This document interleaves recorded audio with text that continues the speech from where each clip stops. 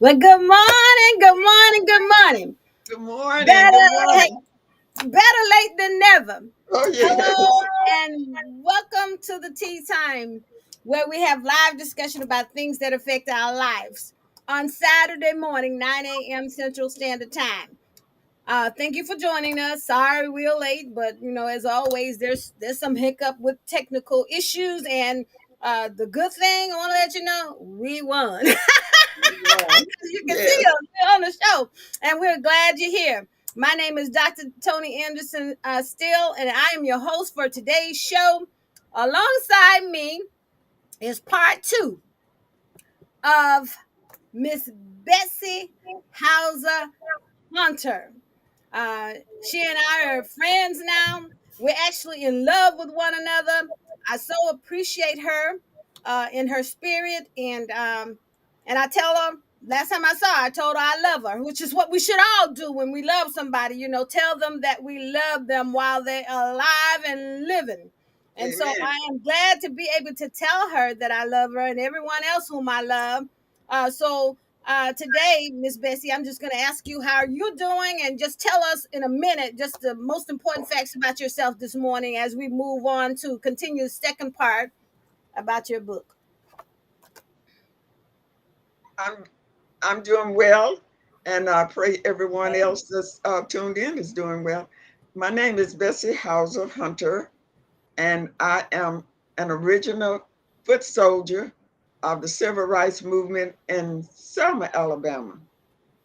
I was born in 1945 in Selma, Alabama, and in 1965 I moved to Pensacola, Florida, and I was here for a couple of years and I moved to Tuskegee. Then I moved back to Pensacola, Florida in 1969. And this is where I have Mhm. resided since 1969. When I first came to Pensacola, Florida, I thought I was coming to the big city. And I thought I was escaping uh, segregation and coming where I could have more rights and privileges that I had learned that were mine to have uh, during my teenage years. I had come into the knowledge of truth of who we were as a people of color, and that I had I was not allowed to live the full potential of who I was supposed to be at that time. Mhm.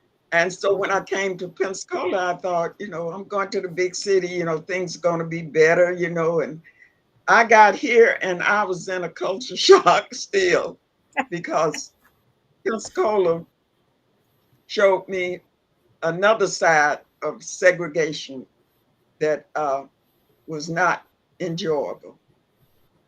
I Right. At least in Selma, you had the activities of trying to close that gap of inequalities, but you came to Pensacola and there was nothing going on like what went on in Selma when you were there, right? absolutely not until Hmm. later, a few years later, when Hmm. uh, Reverend Brooks and Reverend Matthews started the protest Hmm. started to protest the system of injustice for voting rights for people Hmm. of color here in Hmm. Pensacola, Florida. Did you But also join their campaign as you did in Selma, or you I gave up? did not. I did Hmm. not. No. Hmm. Hmm. Do But you regret that, or is that you're feeling okay? I mean, do you regret that you didn't join in with I the? do. I do Mhm. regret it. But being new to the city and not knowing, I didn't grow up here, so I didn't know, many people here, and Mhm. I was disappointed when I got here and realized that there was no change from the lifestyle that was exhibited in. I was not Mhm. interested Mhm. in pursuing it at that time. Yes, ma'am. I understand. I So, new to the city, no one to connect the dots for you to join that band, and I you had been through enough trauma, as your book describes. It's a great book.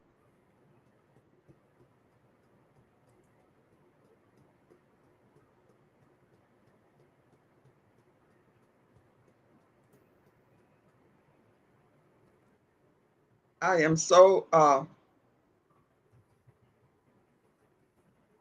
happy that I chose to not take this knowledge of our history to the grave. I am so happy that I have chosen to reveal it so that people will know our history. This is not just Black history, this is our history. This is the human race history. And Yeah. I am really amazed when I go back now and read some of the documents that I have put in this book. I a lot of things that I had forgotten. I did not remember, and so I'm intrigued. I'm amazed at what I am reading of my own story. You know, Yes, I understand. And guess what? As a reader of your book, and I enjoyed it tremendously, and I love the history part of it as it relates to how close were you to see Dr. Martin Luther King Jr.? How close did you get to him to view him when he was speaking in Selma?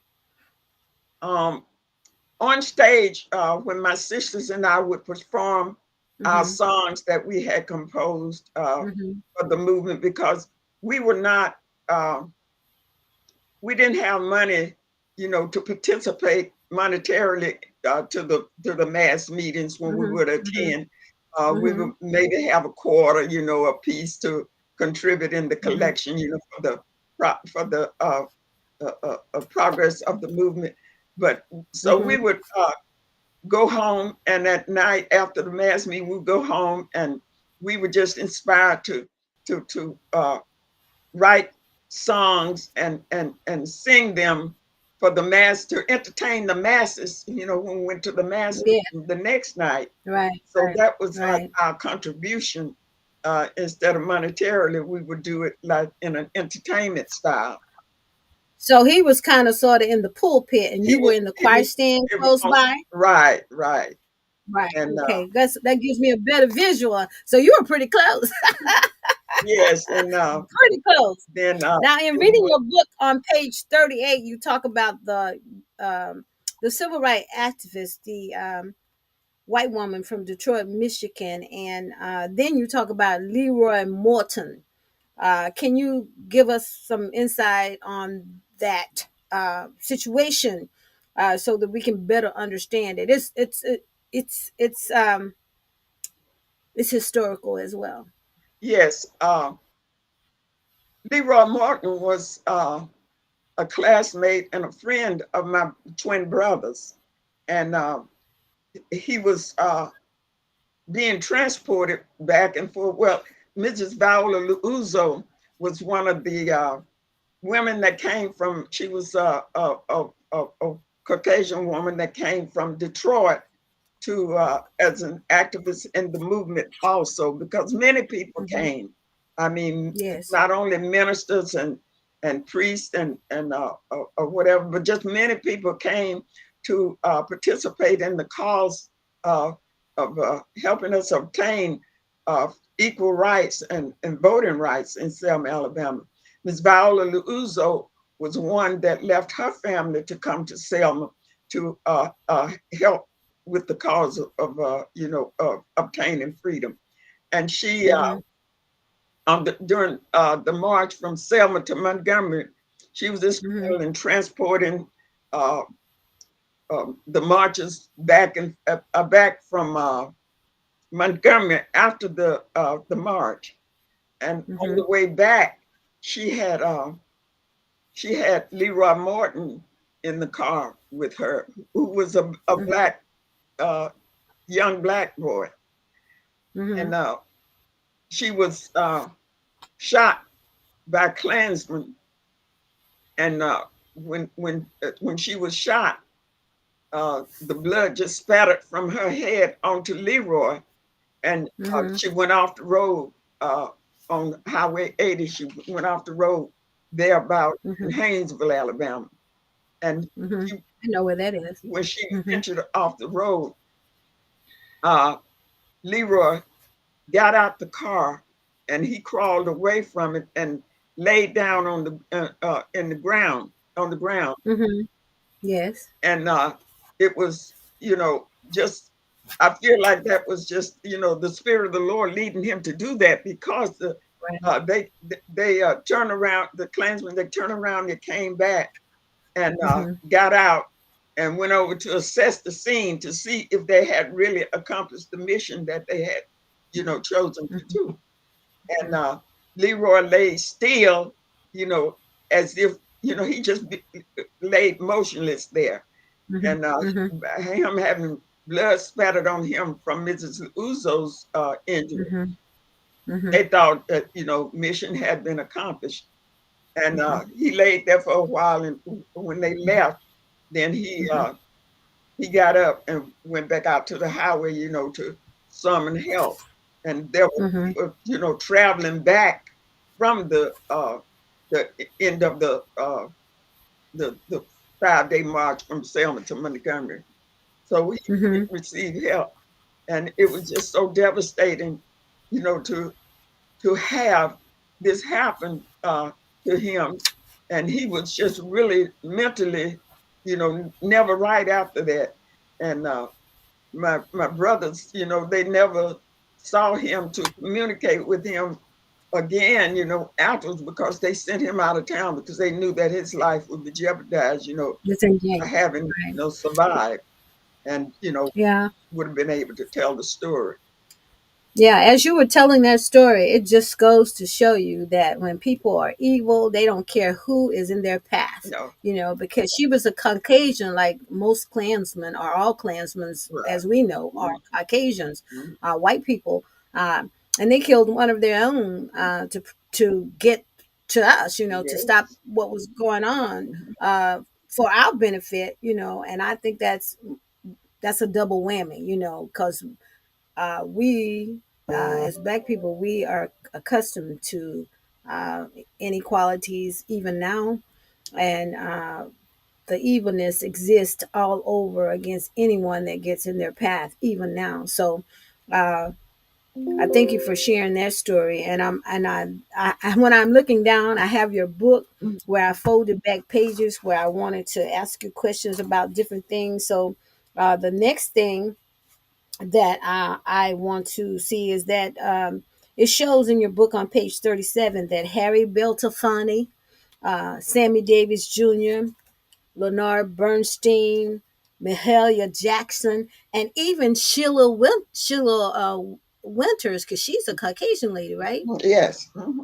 Yeah. They came to perform. Uh, Mary, Peter, and Paul were Caucasians, oh, okay. and they were. So, did you see that performance? Oh yes, I was there Oh, because I good. was. This was like at the end of the march from Selma to Montgomery, and when we Yes. came into Montgomery at Hmm. St. Jude's, they Yes. they gave us privileges on their grounds to camp out that night before we Hmm. traveled the next morning Hmm. to Hmm. where Dr. King gave the speech. Right. And that night they provided us, with snacks. They Mhm. provided us with bathroom privileges, and they allowed Mhm. us to camp out on their grounds. And they Mhm. also provided this little concert, like, Wow. with these celebrities, to Yes. entertain us that night, Yes. which was really Yeah. great because that was, a very hard journey, traveling from Selma to Montgomery, and it took pretty much 5 days to do that, Mhm. and under very Yes. inclement weather and bad conditions because we camped out in different pastures, along Mhm. the way. We had Mhm. we had air mattresses, we had tents, but everybody couldn't be under a tent, so we Mhm. had air mattresses, and Mhm. they were, ill inflated because they were just not, good. So you blow them Mhm. up, but a Mhm. few minutes after you laid on them, they were flat on the ground. And Oh yes, uh, yes, yes.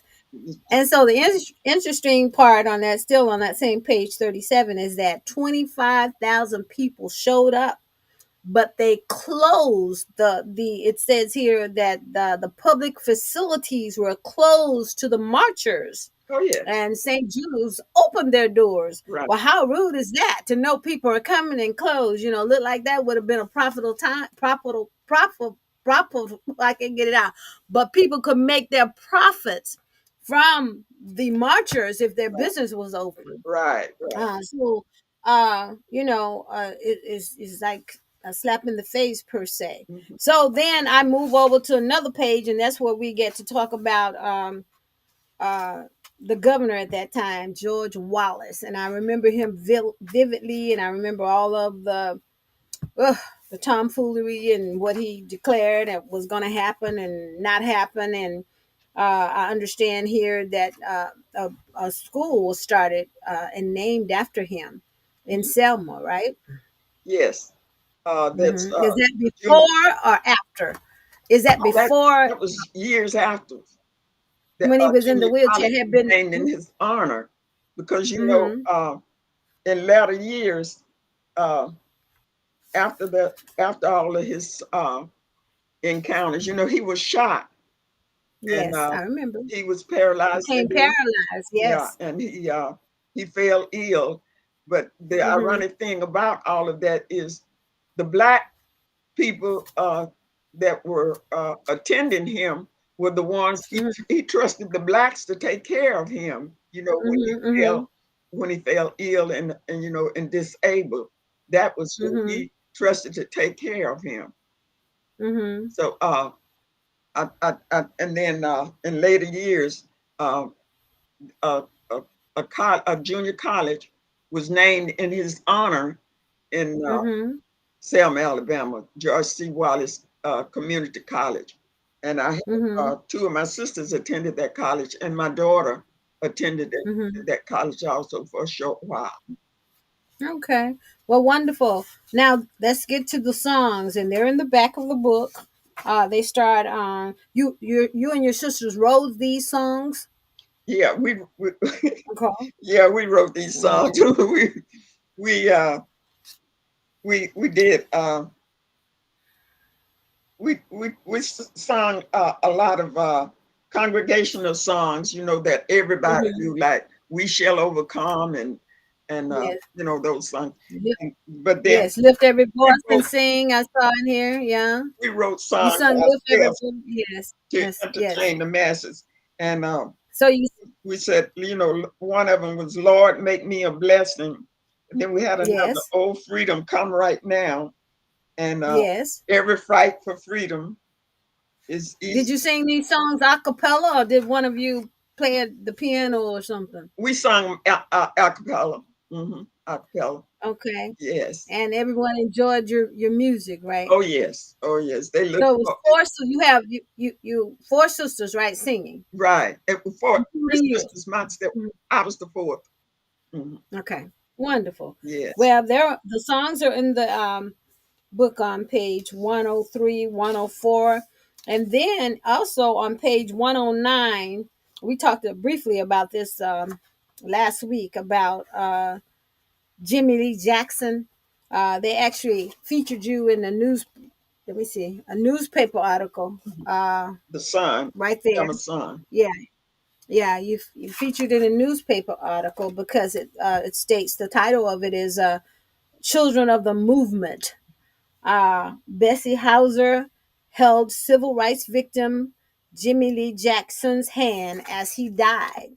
Now, what was the promise you made to him on his deathbed, on Jimmy Lee Jackson deathbed? He revealed to me that he knew who shot him, but Mm-hmm. he would not say it at that particular time because he did not want his family's lives to be in jeopardy. He knew that they would retaliate against his family Mm-hmm. if Mm-hmm. he, had told who had shot him. And it was like Right. 40 some years before uh, there was a confession made by this state trooper uh, that, he did shoot uh, Jimmy Lee Jackson. And the district attorney at that time, they I think they gave him 6 years, for his crime. And then he said that he was sick, and got less time than 6 years, that he spent Mhm. for that crime. Mhm. But Mhm. it was given people that knew about it and cared about Jimmy Lee Jackson. It was giving them some closure as to what Mhm. had gone on and who had shot him Absolutely. all those Mhm. years that they did not Mhm. know. It was still in limbo as to who shot Right. him. Right. But I understand. So, just one last fact that I think is there's a lot of facts now in the book that are very interesting, but there's one last one because my dad subscribed to, when we were coming up, he subscribed to the Jet and the Ebony magazines. mm, And Jet used to come out weekly, and Ebony magazine, I think it came out monthly. yeah, But tell us the history from Selma as it relates to Mr. Johnson, who actually started publishing the Jet and the Ebony magazine and Glamour Flare. Was it Glamour Flare? fashion fair. Fashion Fair. That's it. Fashion Fair. Yes. Tell us a little bit about that, and then I'm gonna leave you alone about your book. I do want you to know before she closes out with this that this book is available on Kindle and on Amazon for you to purchase. How much is it, Miss Hauser? Your book 12.99. online? $12.99 for the book, and I think it's like if you don't, $7 on Kindle. yeah, if you don't want to read it, buy it for a young person so that they can recognize the struggle, because we're still in the struggle. Okay, so share it, and just so we can feel sort of closer to why we need to protect our civil rights. Young people are so far removed from the struggle, so this book tells them a little bit of the struggle, the civil rights struggle, so that they can visualize it and become closer to the cause, because we still need them to be activists even today. Okay, so Miss Bessie, tell me about Dr. how. Walker. Yes, Dr. Walker. Dr. Walker was our neighbor. He lived across the street from me. There Mm-hmm. were three black doctors in Selma, Alabama, but they did not have the privilege to work to serve in the white hospital, which was Mm-hmm. only one there at that particular time. So Mm-hmm. they would do house calls. That was Mm-hmm. mostly, what they did. And there was an Mm-hmm. infirmary there called Hospital, but Burial Infirmary.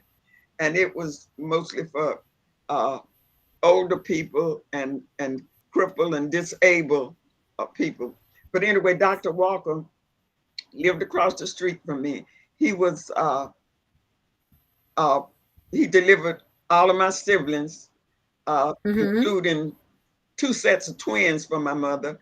He Mm-hmm. It was $25 at that particular time for delivery and Mm-hmm. two follow-up visits. So for Mm-hmm. the twins, that was $50. Dr. Walker was not always paid in cash. Mm-hmm.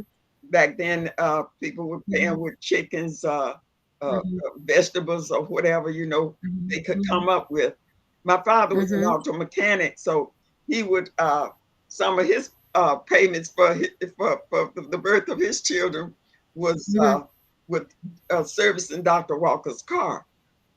Mm-hmm. Dr. Walker was the father of Eunice Walker, who is uh, who is the who was the wife of John Mm-hmm. Johnston, who Mm-hmm. published the Ebony and the Jet magazine, and Mm-hmm. she also went on to do the fashion fair thing, and Mm-hmm. also uh, towards the end of her life, she also had uh, YMCA erected in Selma, Alabama, for the Wonderful. for, Is it still standing? It is. It is because it's in Yes. the left. In her honor, her name is on the building or something like that? No, it's her father, Dr. Walker, and Mhm.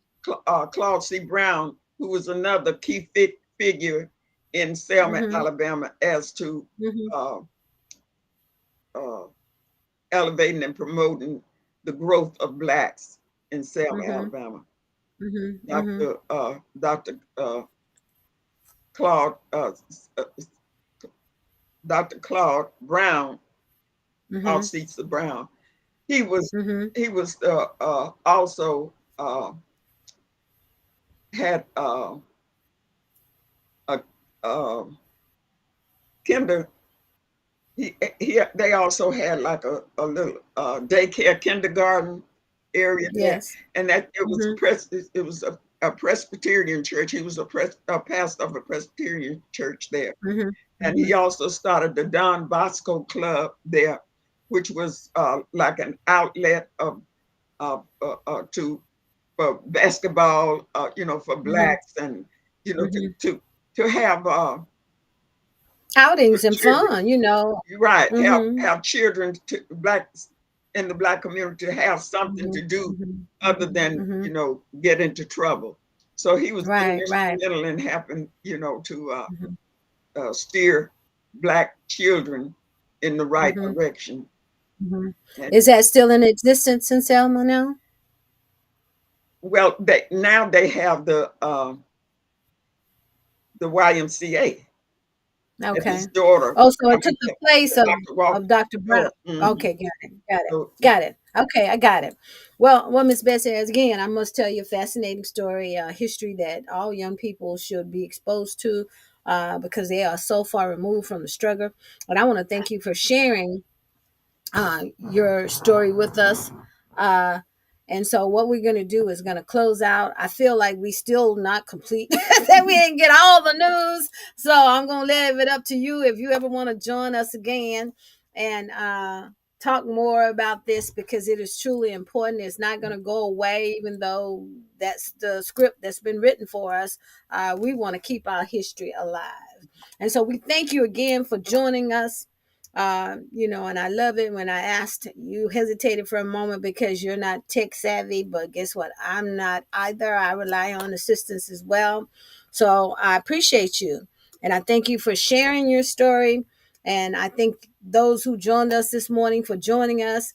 And so this is part two. Part one was published last Saturday, and it's still floating around in YouTube or all the other social media platforms. So you can go catch up as you have already listened to part two. And so we thank you again, and we wish you well, and we send in love to all the viewers, because we need to get rid of the virus of hate. yes, There's not a shot or a cure for it, but what has been learned can be unlearned. So we can let go of that and learn something new, something that helps you, helps us, all of us, and elevates us in this universe in a more positive way rather than hanging out in a negative light. And so we thank you again yes, for joining us. And I want you and everyone else to have a great day. And remember, this is the Sabbath day, even though we've been hoodwinked on that. We know that it is a Sabbath day. yes, And so we need to give reverence where reverence is due. yes. And so we thank you for joining us. You have a good day. We'll see you next Saturday, 9 a.m. Central Standard Time. We're coming, even if we're running late. We're gonna be